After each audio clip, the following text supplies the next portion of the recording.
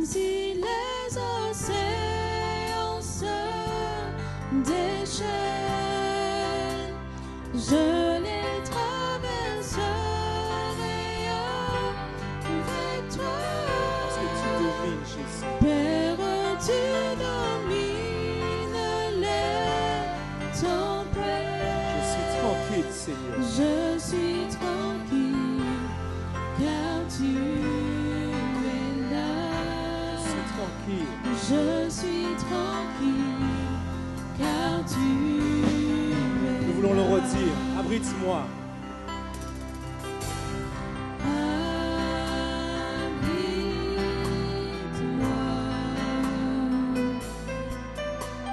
Sous tes ailes. Invite ton Dieu à t'abriter encore.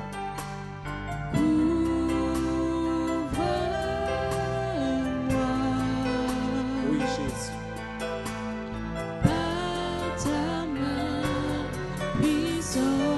Même si les océans se déchaînent, Jésus, je les traverserai avec toi. Parce que tu domines, Jésus. Père, tu domines les tempêtes. Je suis tranquille. Je suis tranquille, car tu je suis tranquille, car tu es là. Jésus. En Jésus seul, je me confie. Il n'y en a point d'autre que toi, Seigneur.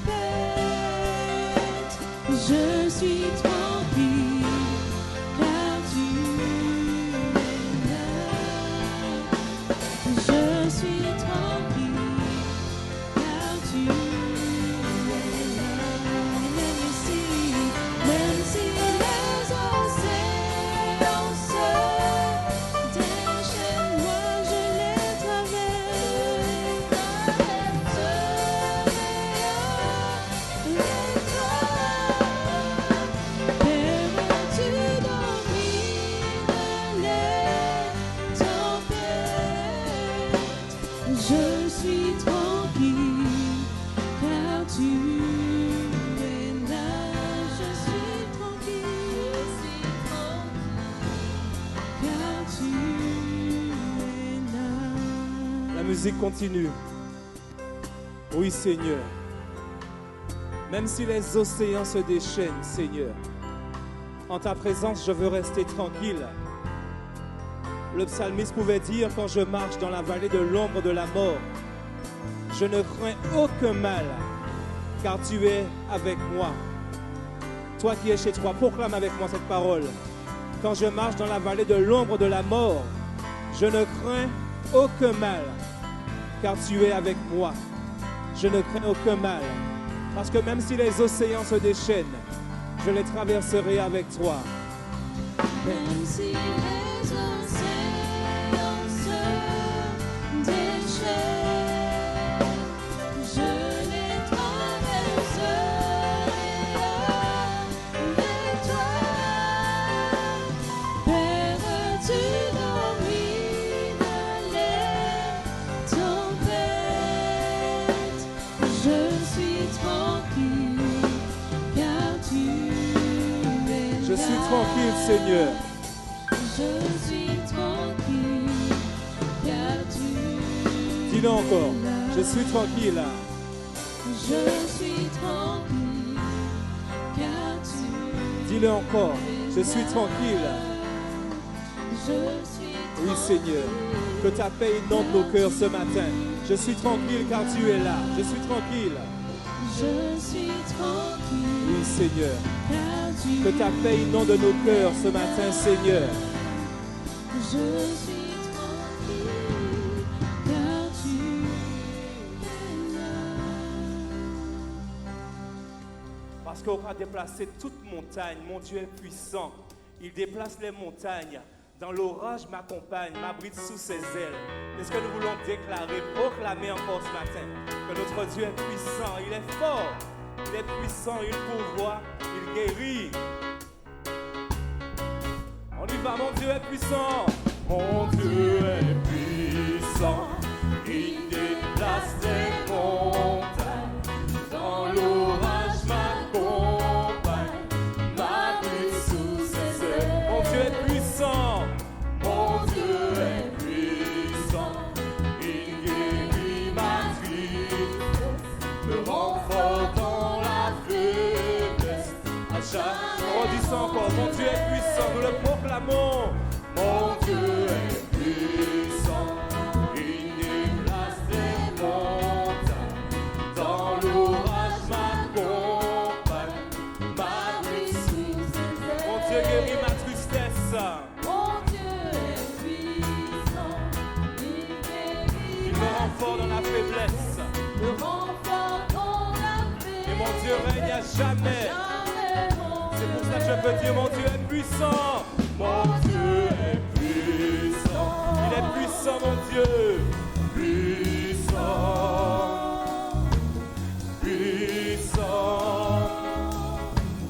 Ce sauveur. Mon Dieu est puissant. Ce sauveur de ce monde. Il n'y en a point d'autre. Auteur de mon salut, le Dieu qui guérit encore ce matin. Mon Dieu est puissant, oui je suis partout. Par sa grâce je suis sauvé, que son nom soit. On va le redire encore, mon Dieu est puissant. Mon Dieu est ce sauveur, ce sauveur de ce monde, auteur de mon salut, le Dieu qui guérit. Mon Dieu est puissant, mon Dieu, il m'a pardonné de tous mes péchés. Oui, je suis partout. Il m'a sauvé, par sa grâce je suis sauvé. Que son nom. Alors nous disons le refrain, mon Dieu est puissant. Mon Dieu est puissant. Il est puissant. Puissant. Il est puissant, mon Dieu. Puissant. Et la Bible dit qu'il est fort. Il est fort. Il est fort. Il est fort. Il est fort. Il est fort. Il est puissant. Puis, il pourvoit. Il pourvoit. Il pourvoit. Il pourvoit. Il pourvoit. Il pourvoit. Il est puissant. Puissant. Il est grand, mon Dieu. Il est grand. Il est grand. Il est grand. Il est grand. Il est grand. Il est puissant. Puissant, mon Dieu. Mon Dieu guérit. Il guérit. Il guérit de toute maladie. Il guérit, il est puissant.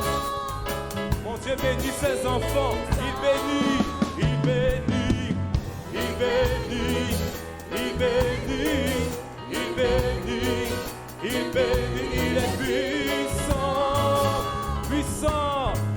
Mon Dieu nous aime, il nous aime, il nous aime, il nous aime, il nous aime, il nous aime, il nous aime, il est puissant.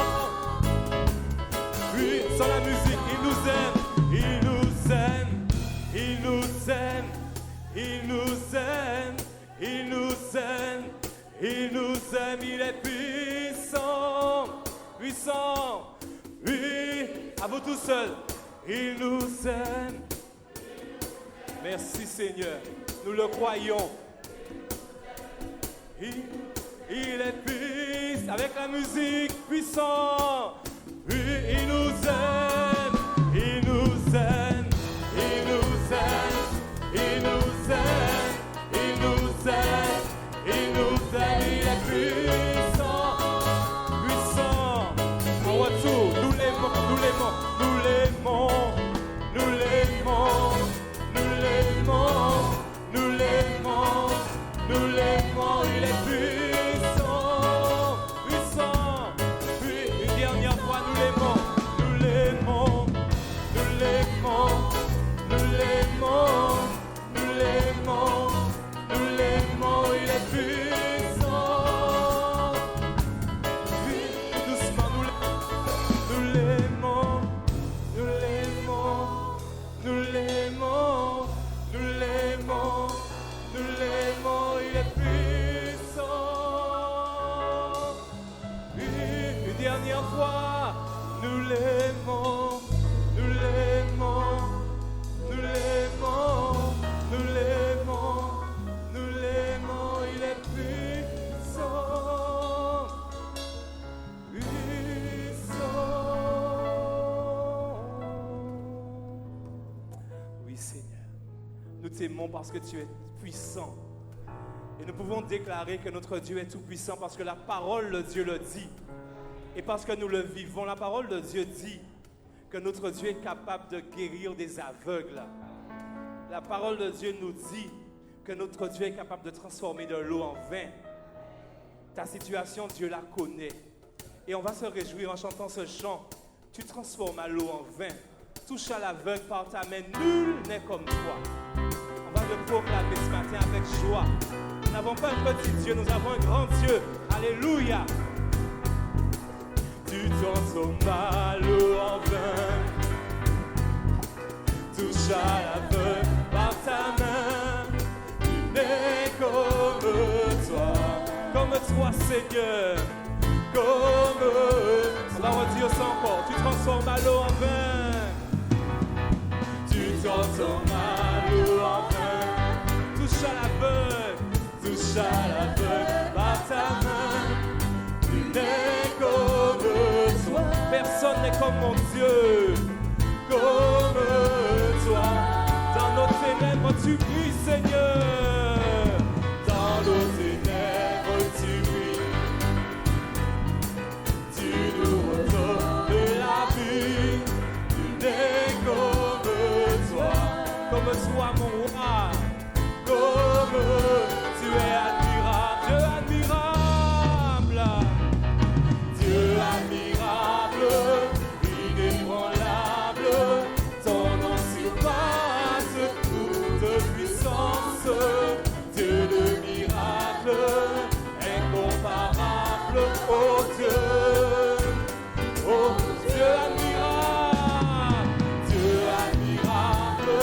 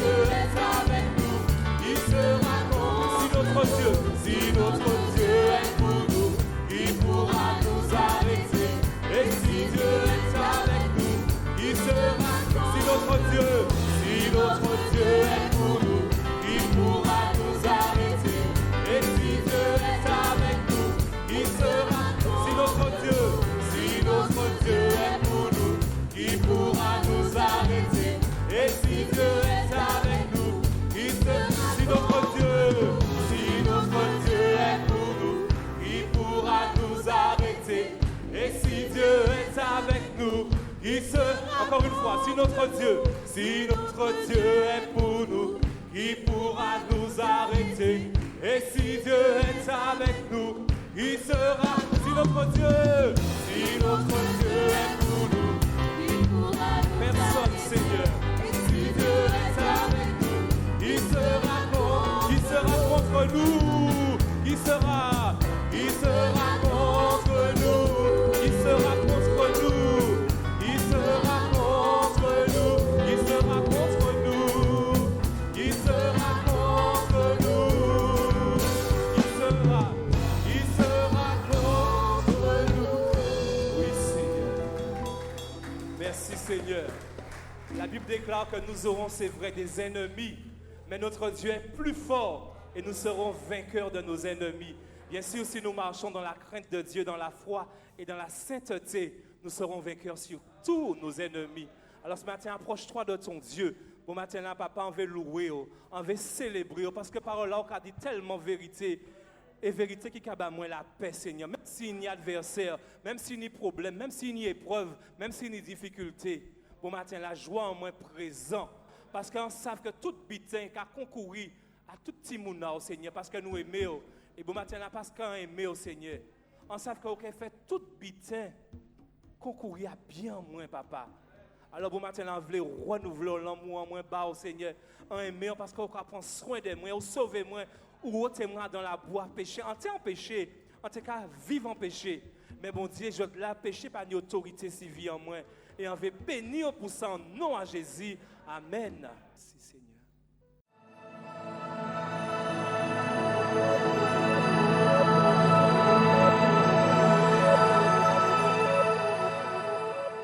Merci au Seigneur pour sa grâce, pour cette espérance vivante et bénie qu'il a placée dans nos cœurs. Bientôt, très bientôt. Nous ne savons pas qui temps, nous ne savons pas qui joue, mais nous savons que bientôt Jésus va venir chercher nous. Et c'est ça qui est important. Amen. Donc c'est nous à Tchébé solide, même si nous problème, même si nous difficultés, même si nous tempête, même si nous avons grand vie en nous, fait nous Tchébé solide jusqu'à ce que nous partions avec Jésus. Alléluia, nous commençons, fait nous aller jusqu'au bout avec Jésus.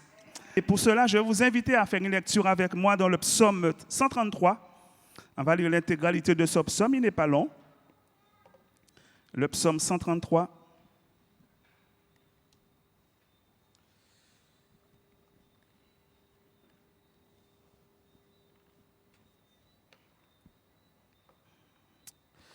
Je lis Cantique des degrés de David. Voici, ô qu'il est agréable, qu'il est doux pour des frères de demeurer ensemble. C'est comme l'huile précieuse qui, répandue sur la tête, descend sous la barbe d'Aaron, qui descend sous le bord de ses vêtements. C'est comme la rosée de l'Hermon, qui descend sous les montagnes de Sion.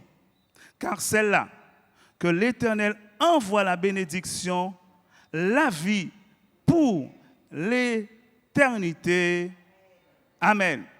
Te bénissons, nous te rendons grâce, Dieu, pour ta parole. Et nous prions qu'encore ce soir, comme notre frère nous l'a dit, Seigneur, que ta parole puisse trouver place sur le chemin de nos cœurs. Nous savons que tu nous parles toujours pour notre bien, ô Dieu. Et nous prions qu'encore ce soir, tu nous instruis, que tu nous enseignes, ô Dieu, comme tu sais si bien le faire, ô Dieu. Aide-nous à être attentifs à ce que tu nous dis. Seigneur, aide-nous à entendre ta parole, la comprendre et surtout la mettre en pratique, afin que nous soyons heureux, Seigneur, et que dans chacune de nos vies, ton nom soit pleinement glorifié.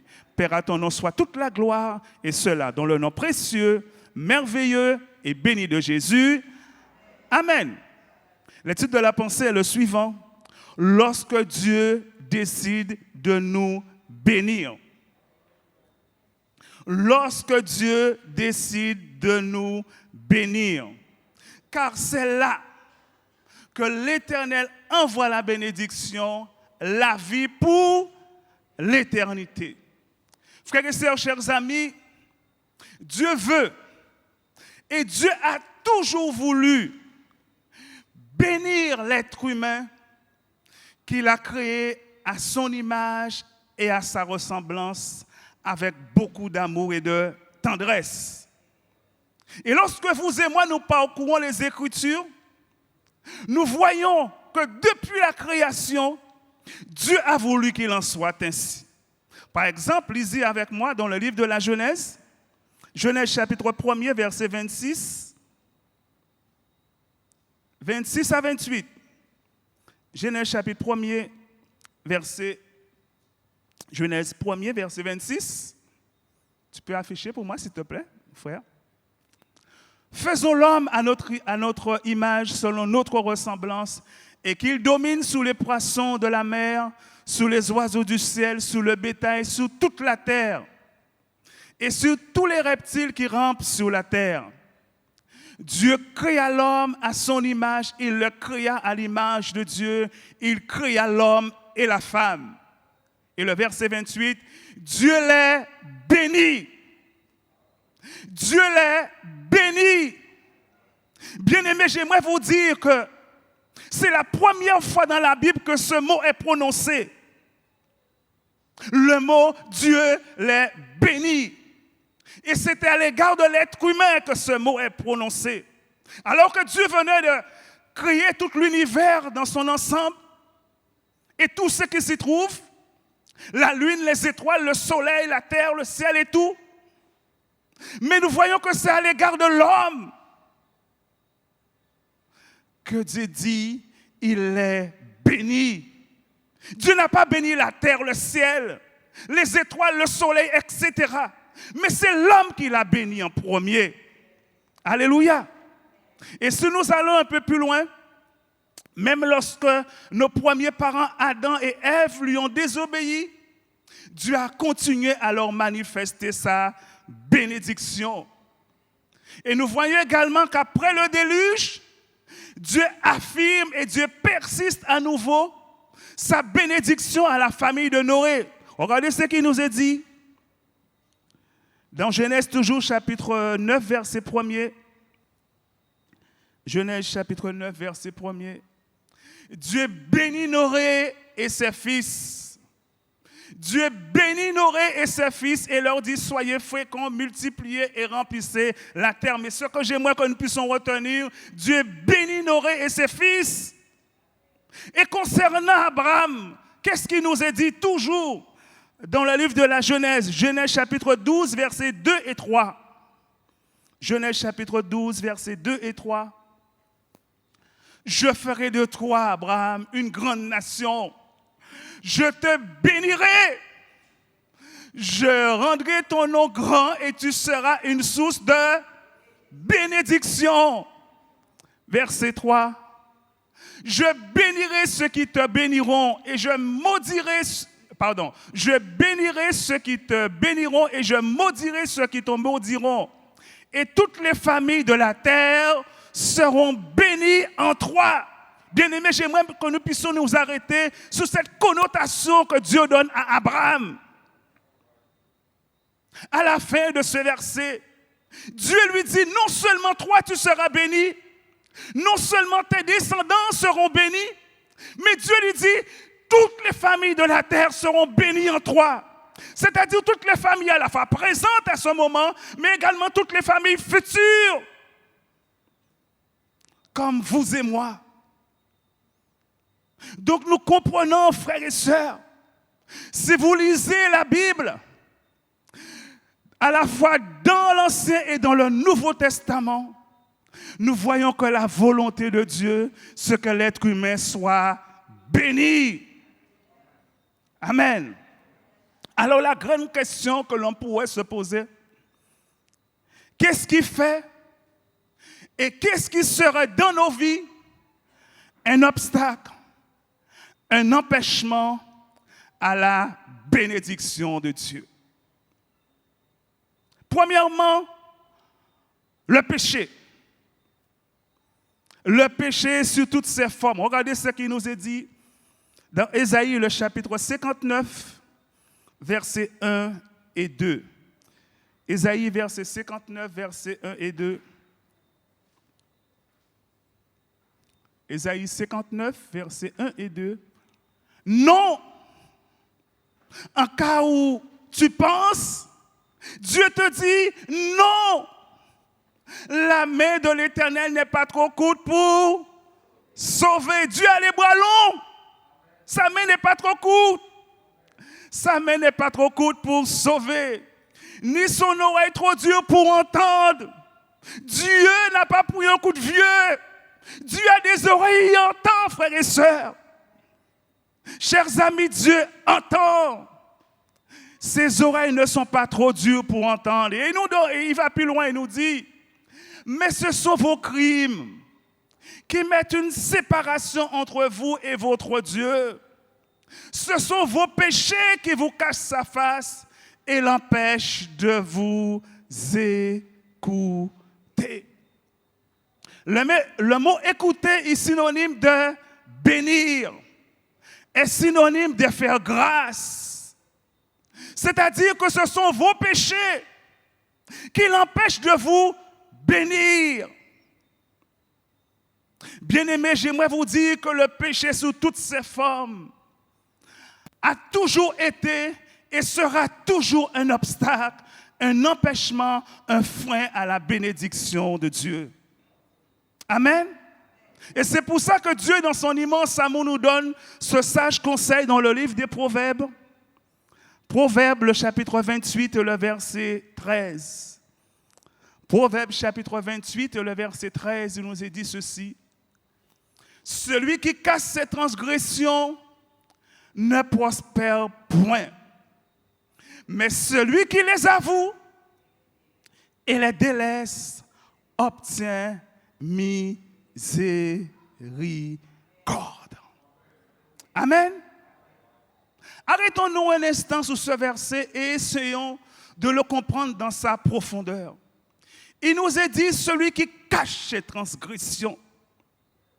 C'est-à-dire celui qui ne veut pas que le monde sache ou les autres sachent ce qui s'est passé ou ce que la personne a fait.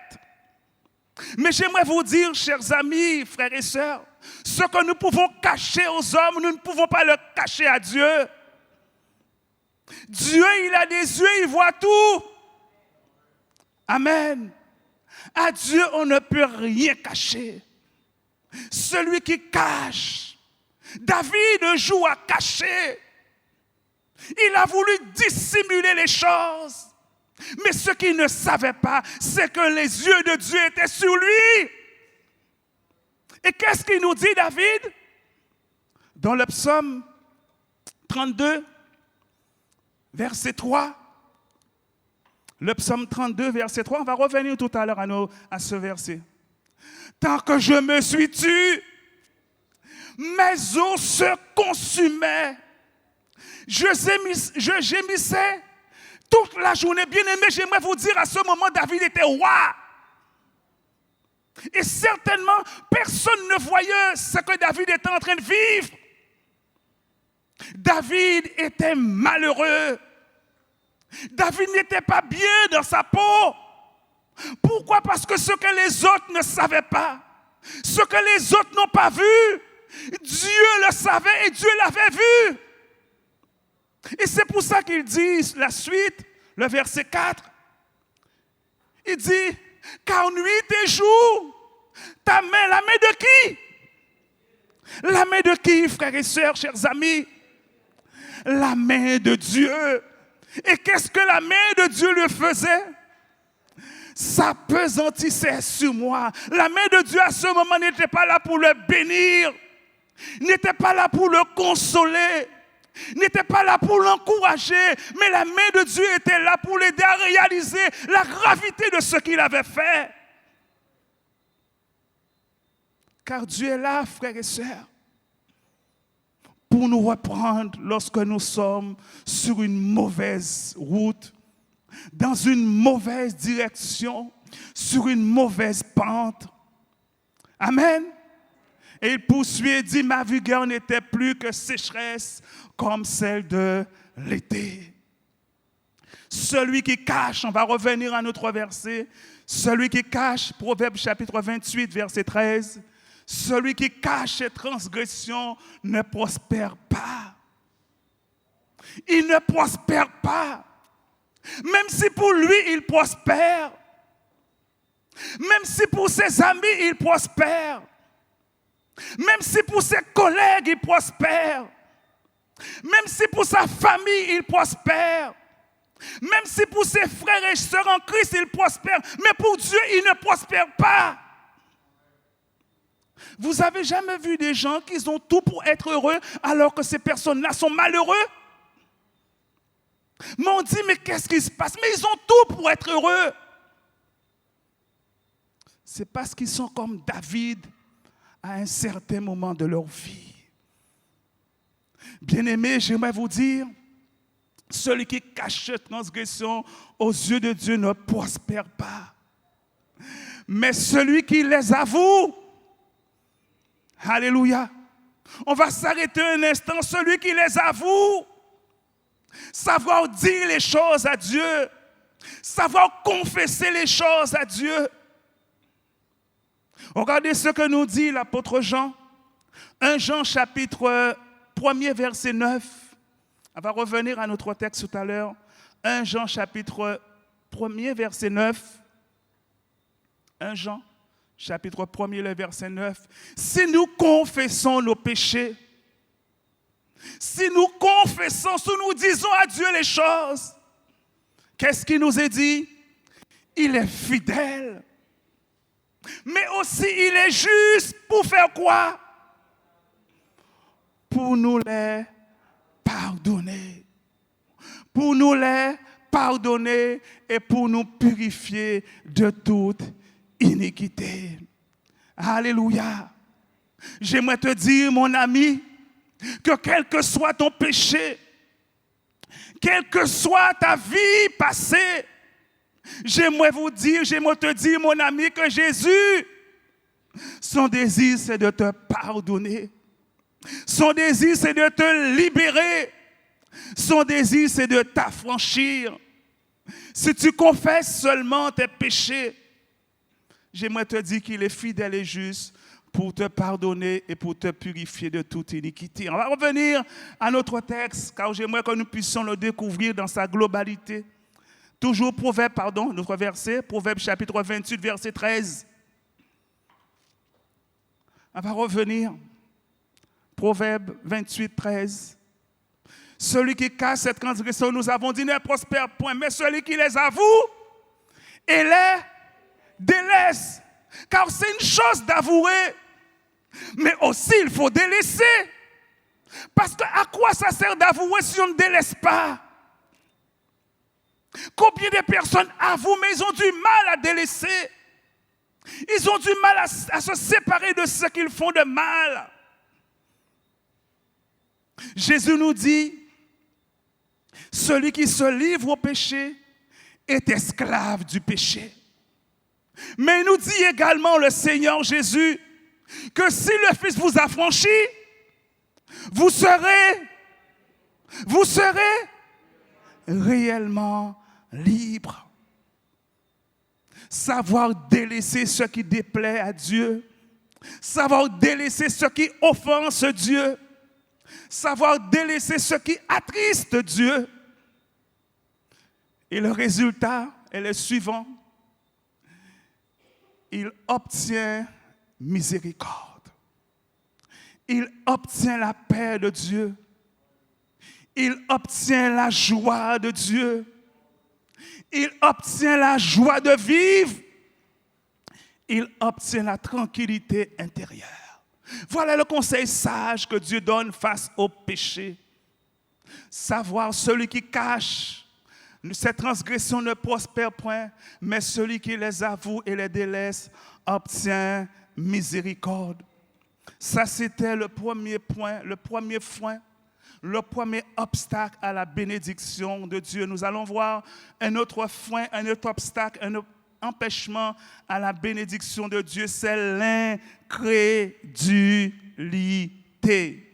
L'incrédulité. Marc chapitre 6, versets 1 à 6.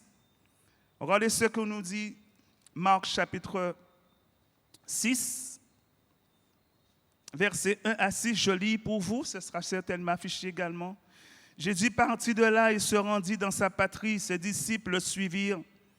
Quand le sabbat fut venu, il se mit à enseigner dans la synagogue. Beaucoup de gens qui l'entendirent étaient étonnés et disaient, d'où lui viennent ces choses? Quelle est cette sagesse qui lui a été donnée et comment de tels miracles se font-ils par ses mains? N'est-ce pas le charpentier, le fils de Marie, le frère de Jacques, de Josès, de Jude et de Simon? Et ses sœurs ne sont-elles pas ici parmi nous? Et il était pour eux une occasion de chute. Verset 4. Mais Jésus leur dit, un prophète n'est méprisé que dans sa patrie, parmi ses parents et dans sa maison. Il ne put faire là aucun miracle, si ce n'est qu'il imposait les mains à quelques malades et les guérit. Verset 6. Et il s'étonna de leur incrédulité. Frères et sœurs, nous voyons que Jésus avait à cœur de bénir son village d'enfance. C'était un désir qu'il avait, puisqu'il faisait des choses extraordinaires partout. Mais il s'est dit, mais pourquoi pas dans mon village d'enfance? Si je fais du bien aux autres, je vais faire du bien également à mon village d'enfance. Mais qu'est-ce qui s'est passé? Jésus fut bloqué par un mur d'incrédulité qui l'empêchait de bénir son village d'enfance, les habitants de son village d'enfance.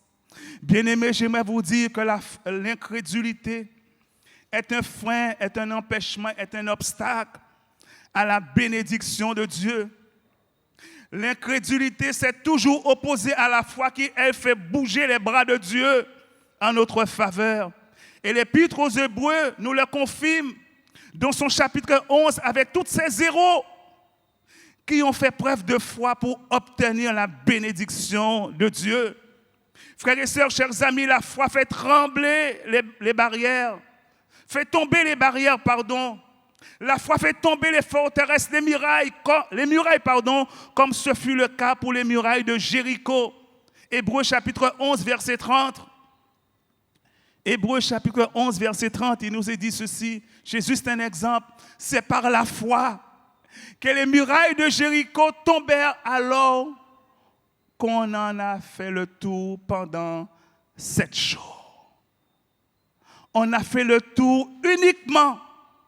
On n'a pas pris des machines pour renverser les murailles de Jéricho. On n'a pas pris l'artillerie lourde, comme nous connaissons aujourd'hui, pour renverser les murs de Jéricho. Mais c'est uniquement par la foi.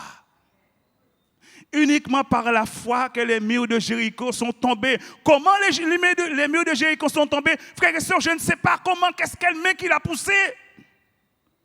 Mais une chose est certaine, c'est que les murs de Jéricho sont tombés par la foi. Amen. Amen et amen. Bien-aimés, j'aimerais vous dire, et nous allons un petit peu plus loin, voir encore d'autres obstacles à la bénédiction de Dieu dans nos vies. L'orgueil, la jalousie, la médisance, la rancune, la négligence, la paresse, la légèreté. Regardez ce que Dieu dit à cet homme dans le livre de Daniel, chapitre 5, verset 27, concernant la légèreté. Daniel, chapitre 5, verset 27, il nous est dit ceci. Daniel 5, 27. Pesé, tu as été pesé dans la balance et tu as été trouvé léger. Tu as été pesé dans la balance. Et qu'est-ce qui s'est passé? Tu as été trouvé léger. J'aimerais vous dire, frères et sœurs, que tous sans exception, nous sommes pesés dans la balance de Dieu. Vous m'avez entendu? Tous sans exception, nous sommes pesés dans la balance de Dieu. Et mon frère, ma soeur, je ne sais pas quel poids que tu faisais au début de ta conversion. Quand je dis quel poids, vous m'avez compris, ce n'est pas le poids physique, hein? Mais le poids spirituel. Nous sommes d'accord? Je ne sais pas quel poids que tu faisais au début de ta conversion. Et je ne sais pas quel poids que tu fais aujourd'hui, après tant d'années de conversion. Mais une chose est certaine, c'est que la volonté de Dieu, c'est qu'au fur et à mesure que nous marchons avec lui, que nous puissions prendre du poids spirituellement, que nous puissions grandir spirituellement, que nous puissions croître spirituellement. Et l'apôtre Paul nous le confirme en nous disant qu'il faut marcher de progrès en progrès, qu'il faut marcher de victoire en victoire. Amen. Tu as été pesé dans la balance de Dieu et tu as été trouvé léger. Mon frère, ma soeur, je n'aimerais pas que Dieu te dise pareille chose. Ou si malheureusement c'est le cas, j'aimerais te dire de te ressaisir. Car il n'est jamais trop tard avec Dieu. Dieu est le Dieu de la seconde chance. Amen. Il nous donne toujours le moyen de revenir à lui et surtout de repartir de plus belle avec lui. Amen. Que son nom soit béni. J'aimerais vous dire, frères et sœurs, que toutes ces choses que nous venons de citer, et bien d'autres encore peuvent être des freins, des obstacles, des empêchements à la bénédiction de Dieu.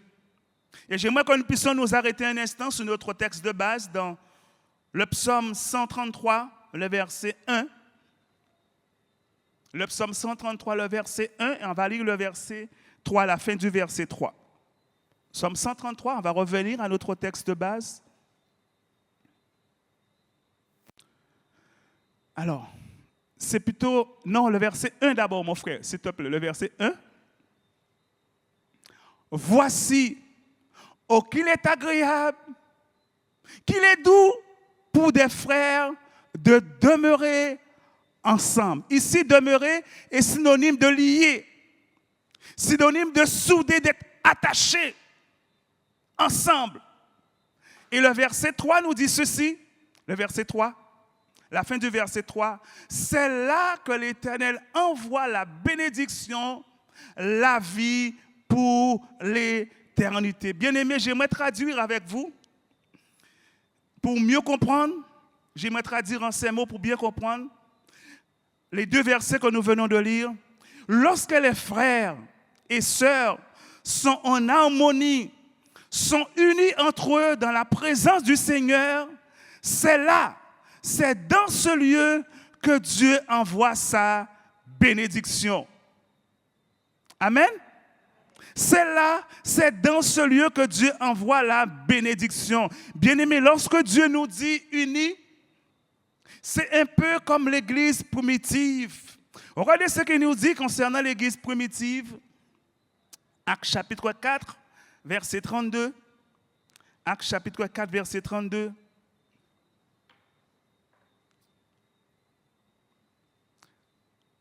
La multitude de ceux qui avaient cru n'était qu'un cœur et qu'une âme. Arrêtons-nous là. La multitude de ceux qui avaient cru n'était qu'un cœur et qu'une âme. Bien-aimé, ce verset m'a toujours interpellé. Je ne sais pas pour vous. La multitude, c'est-à-dire il y avait énormément de personnes, de milliers de personnes qui avaient cru,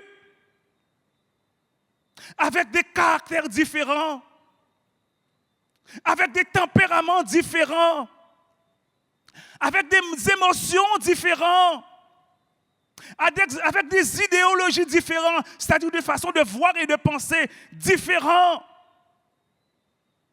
Mais la Bible nous dit, ils étaient qu'un cœur, ils étaient qu'une âme. Bien-aimés, la question que nous pouvons nous poser, chrétiens du 21e siècle, qu'est-ce qui nous empêche d'être comme ces bien-aimés d'autrefois? Qu'est-ce qu'ils avaient en plus que nous? Vous pouvez me donner la réponse, frères et sœurs? Qu'est-ce qu'ils avaient en plus que nous? Ils avaient le Saint-Esprit. Nous aussi, nous avons l'Esprit de Dieu.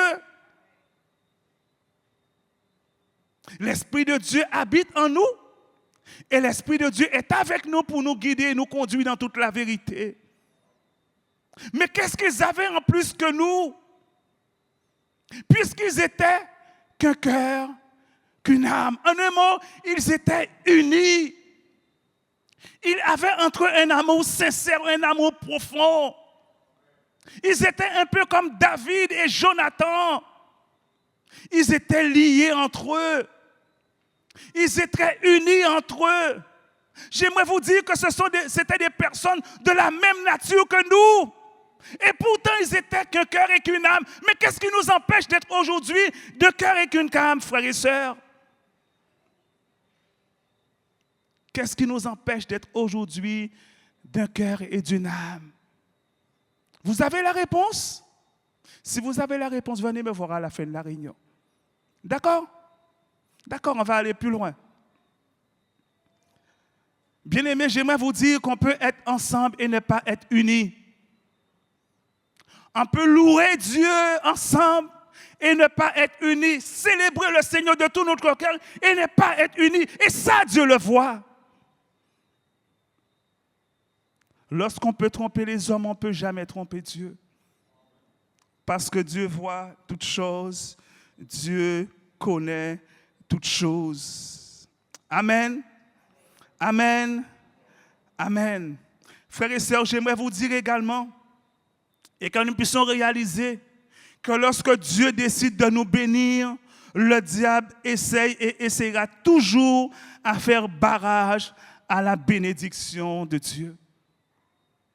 Lorsque Dieu décide de nous bénir, tel est le titre de notre méditation ce soir, le diable essaye et essaiera toujours de faire barrage à la bénédiction de Dieu. Daniel, chapitre 10, versets 11 à 13. Daniel, chapitre 10, versets 11 à 13. Puis il me dit, Daniel, bien-aimé, sois attentif aux paroles que je veux te dire et tiens-toi debout à la place où tu es, car je suis maintenant envoyé vers toi. Lorsqu'il m'eut ainsi parlé, je m'étais debout en tremblant.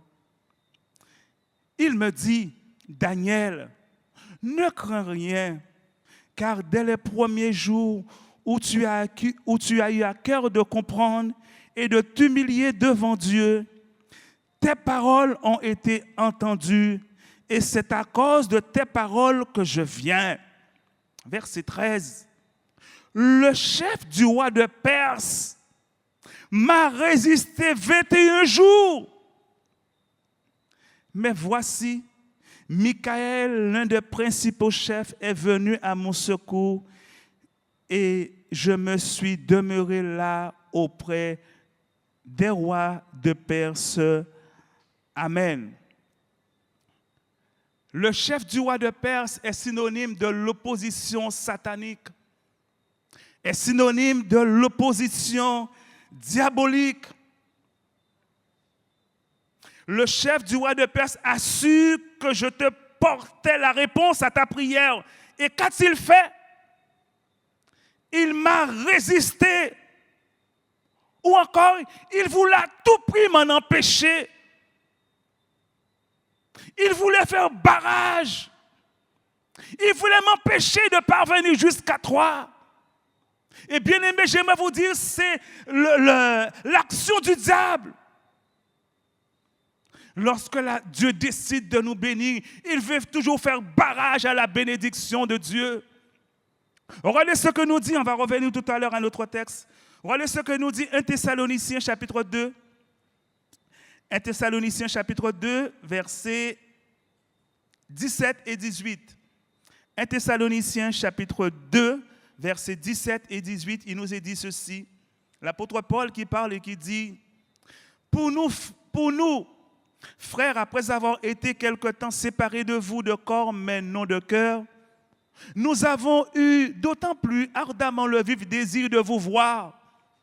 Aussi, voulions-nous aller vers vous, du moins moi, Paul, une et même 2 fois. Et qu'est-ce qu'il nous dit? Mais Satan nous en a empêchés. Nous avons le désir Nous avons le choix, c'est notre volonté d'aller vers vous. Pourquoi? Parce que nous avons des choses à vous communiquer. Nous avons des choses à vous dire pour votre édification. Et qu'est-ce qui se passe? Satan nous a empêchés. Satan nous a empêchés d'aller vers vous. Et bien aimé, j'aimerais vous dire que Satan essaiera toujours de faire barrage à la bénédiction de Dieu à notre égard. Vous m'avez entendu? Il essaiera toujours de faire barrage à la bénédiction de Dieu à notre égard. Et j'aimerais revenir à notre texte, Daniel, le chapitre 10. On va s'arrêter au verset 13. Il nous est dit ceci, verset 13. Daniel, chapitre 10, verset 13. Alors, le chef du roi de Perse m'a résisté 21 jours. Je vais m'arrêter sur ce point-là. Il a eu un retard de 21 jours concernant la réponse qui devait parvenir à Daniel. Bien-aimés, ce qui sous-entend que vous et moi, nous devons être patients en attendant la réponse de Dieu. Nous devons être patients en attendant la guérison de Dieu. Nous devons être patients en attendant la délivrance de Dieu. Nous devons être patients en attendant le secours, la bénédiction de Dieu. Il y a eu un retard de 21 jours. Mon bien-aimé, ma bien-aimée, je ne sais pas un retard de combien de temps qu'il y a eu pour toi. Je ne sais pas combien de temps de retard qu'il y a eu te concernant. Mais pour Daniel, il y a eu un retard de 21 jours. Qu'est-ce que nous dit le prophète Jérémie? Jérémie, le chapitre 3, le verset 26. Jérémie, le chapitre 3, le verset 26. Jérémie 3, 26.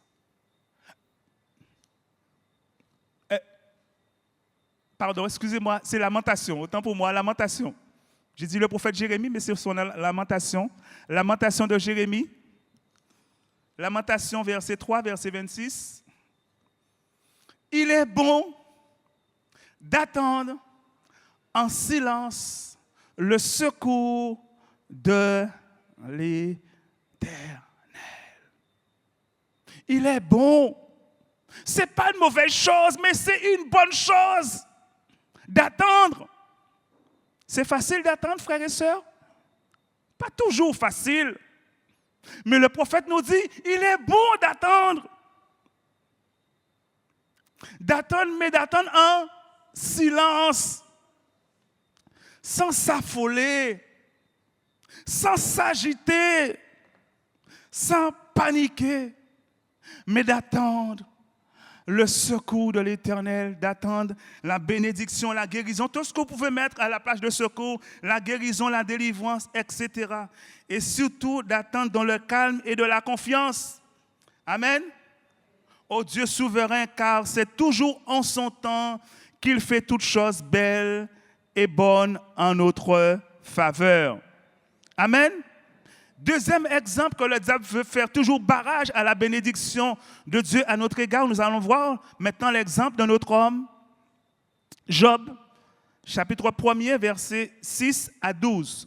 Job, chapitre 1er, versets 6 à 12. Je lis Job, chapitre 1er, versets 6 à 12. Or, les fils de Dieu vinrent un jour se présenter devant l'Éternel. Satan vint aussi au milieu d'eux. L'Éternel dit à Satan, « D'où viens-tu » Et Satan répondit à l'Éternel, « De parcourir la terre et de m'y promener. » L'Éternel dit à Satan, « As-tu remarqué mon serviteur Job? Il n'y a personne comme lui sur la terre. C'est un homme intègre et droit, craignant Dieu et se détournant du mal. » Et Satan répondit à l'Éternel, « Est-ce d'une manière désintéressée que Job craint Dieu? Ne l'as-tu pas protégé, lui, sa maison et tout ce qui est à lui? tu as béni l'œuvre de ses mains. Et ses troupeaux couvrent le pays. Mais étends ta main, touche à tout ce qui lui appartient, et je suis sûr qu'il te maudit en face. Je suis sûr qu'il te maudit en face. Il a lancé un défi à Dieu concernant Job. Et j'aimerais vous dire, frères et sœurs, que Dieu a relevé le défi. Dieu lui dit, mais il n'y a pas de problème, Satan. Verset 12, voici tout ce qui est à lui, voici tout ce qui lui appartient, je te le livre. Seulement, parce que moi je porte des limites, ne porte pas la main sur lui. Ne porte pas la main sur lui. Dieu a donné l'autorisation. Dieu a donné la permission à Satan de toucher Job. Et j'aimerais vous dire que Satan ne se fait pas prier. Il est allé tout de suite vers Job. Il est allé vers ses biens pour détruire tous ses biens. Il est allé vers sa famille pour détruire tous ses enfants. Mais cet homme de Dieu, il ne servait pas Dieu à cause des bénédictions de Dieu, mais il servait le Dieu de la bénédiction. Bien-aimés, j'aimerais vous dire, c'est ce qui fait toute la différence. De ne pas servir Dieu à cause de la bénédiction de Dieu, mais de servir le Dieu de la bénédiction. Et il le confirme en disant ceci. Il le confirme en disant ceci. Au verset 20 et 21, Job se leva, après qu'il ait tout perdu, déchira son manteau et se rasa la tête. Puis se jetant par terre, bien-aimé, ça c'est fort, il se prosterna. Il se prosterne devant Dieu alors qu'il vient de tout perdre. Et il dit, je suis sorti nu du sein de ma mère et nu je retournerai dans le sein de la terre. L'Éternel a donné, l'Éternel a ôté, que le nom de l'Éternel soit béni. Que le nom de l'Éternel soit béni. Alléluia. Cet homme est resté fidèle à Dieu. Malgré tout ce qu'il a enduré, malgré tout ce qu'il a supporté, il est resté fidèle à Dieu. Bien-aimé, qu'en est-il pour nous? C'est une question que nous devons nous poser. Est-ce que nous restons fidèles à Dieu malgré tout ce que nous sommes en train de vivre? Ou est-ce que nous sommes prêts à abandonner le bon berger par rapport aux épreuves, par rapport aux difficultés que nous sommes en train de traverser? Job a choisi de rester fidèle à Dieu. Il a choisi de faire confiance à Dieu malgré tout ce qu'il a enduré. Il avait certainement le cœur en lambeaux par rapport à ce qu'il venait de vivre. Mais une chose est certaine, c'est que son cœur est resté attaché à Dieu. Amen. Son cœur est resté attaché à Dieu. Et ce qui confirme la réponse de Dieu, la question que Satan a prononcée à Dieu au verset 9. Satan répondit à l'Éternel, est-ce d'une manière désintéressée que Job craint Dieu? Oui, c'est d'une manière désintéressée que Job craint Dieu. C'est d'une manière désintéressée. Il ne servait pas Dieu par intérêt, comme beaucoup malheureusement le font, mais il servait simplement Dieu parce qu'il l'aimait. et qu'il voulait lui rester fidèle jusqu'à la fin de ses jours. Frères et sœurs, qu'en est-il pour nous? C'est une question qu'on doit se poser. Qu'en est-il pour nous? Est-ce que c'est notre cas? Est-ce que nous servons Dieu d'une manière désintéressée? C'est-à-dire, même s'il n'y a pas de bénédiction, mais nous continuons à avancer avec Dieu.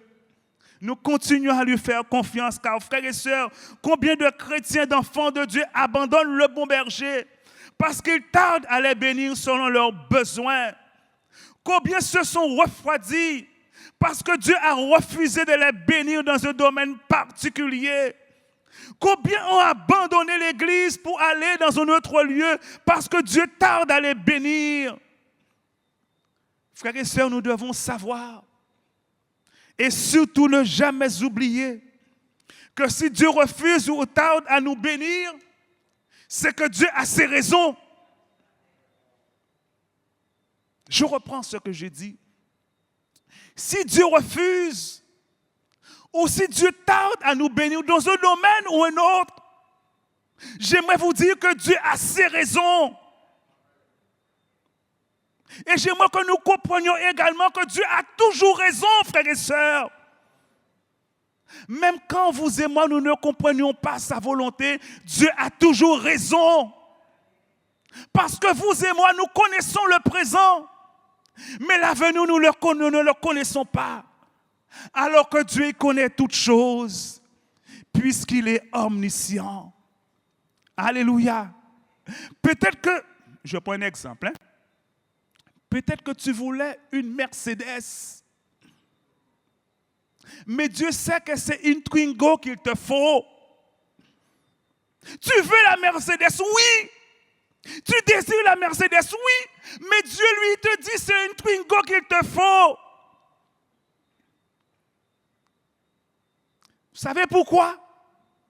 C'est parce que Dieu sait que tu ne pourras pas entretenir la Mercedes. Tu penses que tu pourras, mais Dieu te dit non, tu ne pourras pas entretenir la Mercedes. Tandis que la Twingo, tu pourras l'entretenir. Amen. Bien-aimé, c'est un exemple pour nous aider à comprendre que lorsque Dieu tarde ou Dieu refuse de nous bénir dans un domaine ou un autre, Dieu a toujours raison. Dieu a toujours ses raisons et Dieu a toujours raison. Amen.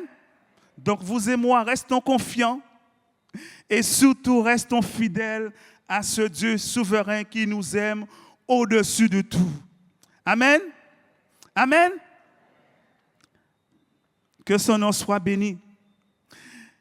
Frères et sœurs, nous devons savoir que le diable a été toujours un opposant extrême face à la bénédiction de Dieu à l'égard de la race humaine. Et ceci depuis la création, dont vous et moi nous connaissons l'histoire, et particulièrement à l'égard des enfants de Dieu, des rachetés du Seigneur Jésus. Jean le chapitre 10, le verset 10 nous dit ceci. Jean le chapitre 10, le verset 10, nous sommes dans le Nouveau Testament maintenant. Jean chapitre 10, verset 10, le voleur, il est également appelé le voleur, ne vient que pour dérober, égorger et détruire. Lui, c'est son but.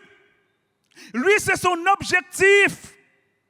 Mais Jésus nous dit, moi, je suis venu afin que les brebis aient la vie et qu'elles soient dans l'abondance. Amen. Il est appelé le voleur.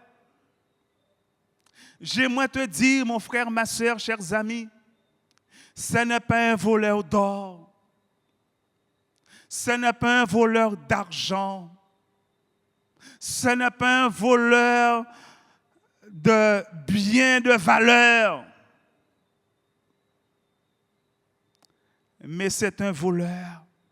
Il n'est pas intéressé par le bien matériel, mais c'est un voleur de biens spirituels. C'est un voleur de joie.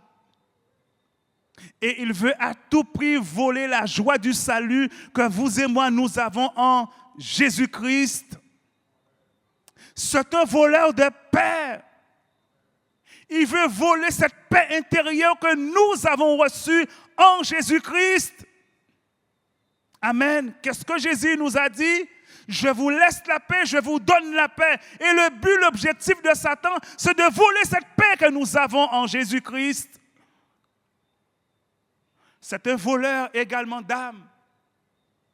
Car son but, son objectif, c'est d'emmener avec lui le maximum de personnes dans ce lieu de tourment que l'enfer.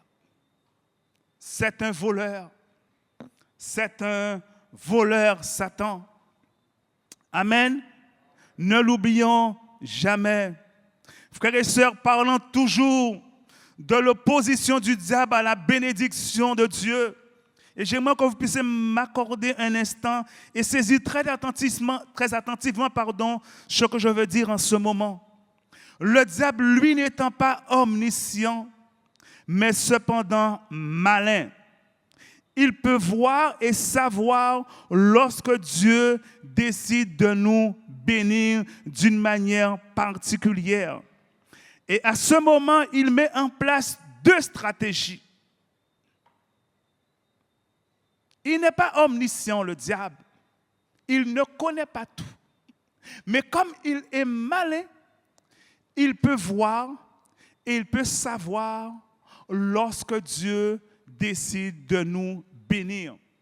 Et comme j'ai dit, il met en place 2 stratégies. La première stratégie, c'est avant la bénédiction. Avant que la bénédiction arrive jusqu'à toi, qu'est-ce qu'il fait? Il va provoquer toutes sortes de troubles, de difficultés, de problèmes dans ton quotidien, pour que la bénédiction tant attendue nous passe sous silence, nous laisse dans une certaine indifférence, surtout nous empêche de manifester nos remerciements et notre reconnaissance à notre Seigneur. Est-ce que vous m'avez bien saisi, frères et sœurs? Est-ce que vous m'avez bien saisi? Je ne pense pas. Alors je vais reprendre. Lorsque Dieu décide de nous bénir, avant la bénédiction, le diable, il va provoquer toutes sortes de troubles, toutes sortes de problèmes, de difficultés dans notre quotidien. Parce qu'il sait que la bénédiction, toi tu ne sais pas que la bénédiction arrive, mais lui il sait que la bénédiction arrive. Mais il va te mettre mal à l'aise pour que cette bénédiction tant attendue te passe dans une certaine indifférence. Ça fait longtemps que tu espérais ça. Ça fait longtemps que tu souhaitais ça. Et pourtant, il est là, mais tu ne prends même pas plaisir à ce que tu as tant prié, pour lequel tu as tant prié. Pourquoi? Parce que tu es dans une certaine difficulté, tu es dans un certain problème qui t'empêche de te réjouir. Ça, c'est avant la bénédiction. Pendant la bénédiction maintenant, ou lorsque la bénédiction arrive, il met en place une autre stratégie. C'est que si la bénédiction arrivait et que nous sommes dans la joie, nous avons espéré, la bénédiction est là, nous sommes dans la joie, qu'est-ce qu'il fait?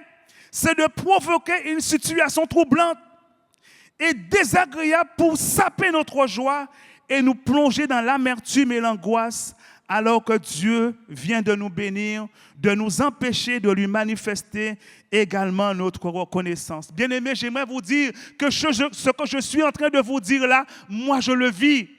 Et certainement vous le vivez aussi. Peut-être que vous ne faites pas attention, mais certainement vous le vivez aussi. Alors que vous êtes dans un moment de joie, alors que vous êtes dans un moment d'allégresse, Dieu vient de vous bénir d'une manière particulière, il y a un problème qui vient arriver. Une situation inattendue. Mais on se dit, mais ce n'est pas possible, mais qu'est-ce qui se passe? Le but du diable, c'est de saper ta joie et de t'empêcher de manifester ta reconnaissance au Dieu souverain. Amen. Est-ce que vous m'avez bien saisi, frères et sœurs? Parce que pour moi, c'est important que vous puissiez bien saisir tout ce que nous partageons ce soir. Surtout, ce sont des choses très importantes. Frères et sœurs, soyez-en certains qu'il essaiera soit l'un ou soit l'autre parmi les deux stratégies, car s'il est vrai que Dieu a toujours eu à cœur de bénir l'être humain, et particulièrement ses enfants, ses rachetés, le diable, sa volonté, son but, son objectif, ce que l'être humain et particulièrement les enfants de Dieu soient dans la tristesse, dans l'angoisse, dans le malheur, afin de nous priver de manifester notre reconnaissance à Dieu en tout temps et en toutes circonstances, comme nous le dit bien le psalmiste David. Regardez ce qu'il nous dit, le psalmiste David. Psaume 34, le verset 2. Le psaume 34, le verset 2. Le psaume 34, verset 2.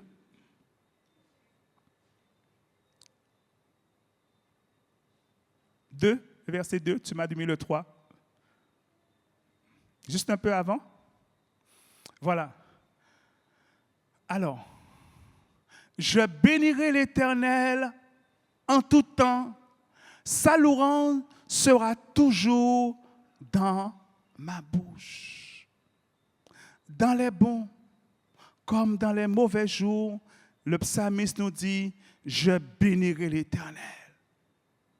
Je bénirai l'Éternel. Je bénirai l'Éternel. Je ne veux pas attendre que les choses aient pour le mieux pour bénir l'Éternel. Je ne veux pas attendre que je sois dans l'abondance pour bénir l'Éternel. Mais dans la disette comme dans l'abondance, je bénirai l'Éternel. Amen. Dans les bons comme dans les mauvais jours. Dans mes moments de joie comme dans mes moments de douleur. Comme dans mes moments de malheur, d'adversité. Je bénirai l'Éternel. Amen.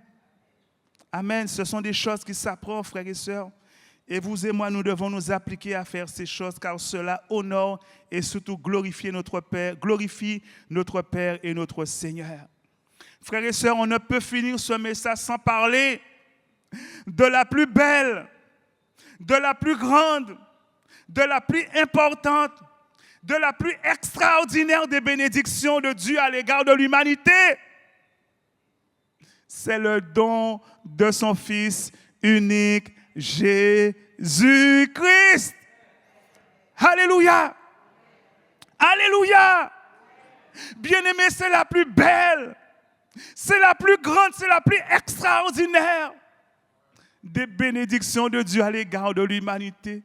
C'est le don de son Fils unique, Jésus-Christ. Ce don merveilleux qu'il nous a fait. Jean, le chapitre 3 et le verset 16, ce verset que nous connaissons. Car Dieu a tant aimé le monde. Qu'est-ce qu'il a fait, Dieu? Il a donné son Fils. Mais pourquoi il a donné? On va le mettre. Car Dieu a tant aimé le monde qu'il a donné son Fils unique. Il n'avait pas deux ni trois, il avait un seul. Il a un seul Fils. Il nous l'a donné. Mais dans quel but? Afin que quiconque, afin que toi, mon ami qui est là ce soir, si tu crois en lui, que tu ne périsses point, c'est-à-dire que tu ailles dans ce lieu de tourment qu'est l'enfer. Ce n'est pas la volonté de Dieu pour toi, mais sa volonté, c'est que tu aies la vie éternelle. Et ma question pour toi ce soir, mon ami, as-tu reçu cette bénédiction particulière de la part de Dieu? Est-ce que tu as reçu Jésus, son Fils unique, comme ton Sauveur et ton Seigneur? Ce n'est pas le cas. L'occasion te sera donnée tout à l'heure. Je termine le message en disant ceci, frères et sœurs, pour la conclusion. Lorsque Dieu décide de nous bénir dans toute sa souveraineté, ni rien, ni personne ne peut s'y opposer. Vous m'avez entendu? Lorsque Dieu décide de nous bénir dans sa toute souveraineté, ni rien, ni personne ne peut s'y opposer. Mais aussi lorsque Dieu décide de nous délivrer, de nous restaurer, de nous relever, de nous rétablir, de nous guérir, là aussi, ni rien, ni personne ne peut s'y opposer. On dit Amen. Cependant, frères et sœurs, c'est à nous, à vous et moi, à tout faire avec sa grâce, bien sûr, et surtout par le Saint-Esprit pour faciliter par nos vies l'accomplissement de sa bénédiction à notre égard. C'est à nous, la balle est dans notre camp. C'est à nous à tout faire pour faciliter par le Saint-Esprit l'accomplissement de sa bénédiction à notre égard. Et notre dernier verset, et je le cite déjà, car c'est sa bénédiction qui enrichit et elle n'est suivie d'aucun chagrin. Proverbe chapitre 10, verset 22. Proverbe chapitre 10, verset 22. Notre dernier verset. Car c'est la bénédiction de l'Éternel qui enrichit et il ne la fait suivre d'aucun chagrin.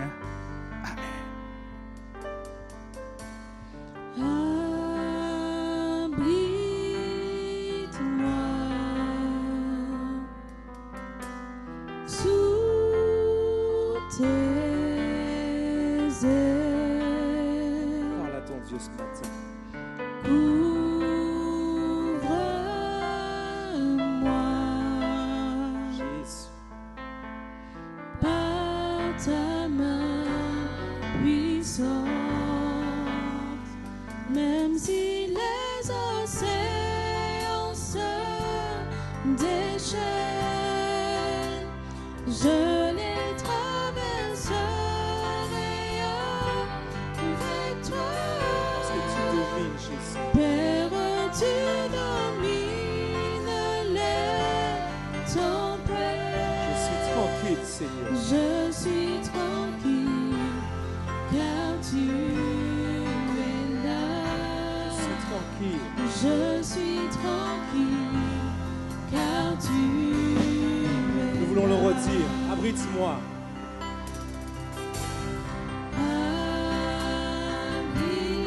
Abrite-moi sous tes ailes. Invite ton Dieu à t'abriter encore. Couvre-moi Oui, Jésus. par ta main puissante. Que même si les océans Même si les océans se déchaînent, je les traverserai avec toi. parce que tu domines, Jésus. Père, tu domines les tempêtes. Je suis tranquille. Je suis tranquille, car tu es là. Je suis tranquille, car tu es là. Jésus. En Jésus seul, je me confie. Il n'y en a point d'autre que toi, Seigneur. Il me donne force, calme, puissance, même si les océans se déchaînent, je